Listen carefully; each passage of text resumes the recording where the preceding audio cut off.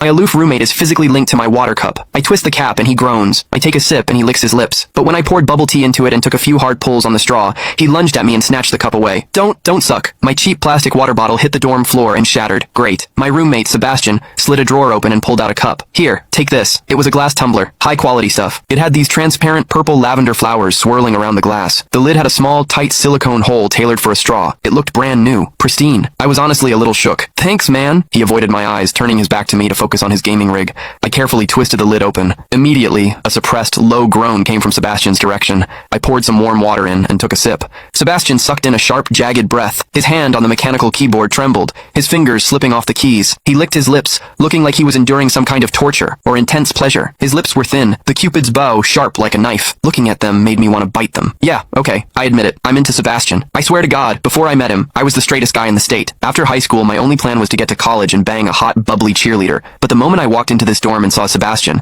that plan went out the window. 4 years of college and he's the only one I want to mess around with. But I couldn't tell him. No way. I was terrified that if I spilled my guts, we wouldn't even be friends anymore. Because Sebastian is straight. Like, painfully straight. Only 2 weeks ago, he turned down a senior, a varsity swimmer, total stud, who asked him out. After that, Sebastian came back to the room and sat at his desk with a face like thunder for hours. The guy must be a raging homophobe. Maybe it was because the cup was a gift from my crush, but that warm water tasted sweeter than usual. It had a weirdly good aftertaste. I grabbed a straw from my desk and shoved it deep into the hole on the lid. The second I did, a strangled moan ripped out of Sebastian's throat. He bolted up and sprinted into the bathroom. Weird. We were just gaming. Why the hell did he suddenly need a shower? He didn't even grab a change of clothes or a towel. My hearing has always been too good for my own good. Through the thin bathroom door, I heard whimpery, muffled sounds. Soft, hot, suppressed. As a dude, I knew exactly what that sound was. He was jerking off. When I get horny, I usually wait until lights out and hide under the covers like a rat. But Sebastian, it's the middle of the damn day and he just goes for it? Talk about high testosterone. Sebastian is gorgeous. He's got that cold, don't touch me vibe, but his eyes are sharp, almost like a fox. He looks like a priest who's secretly a sinner, tempting as hell. I've heard people say his smile is killer,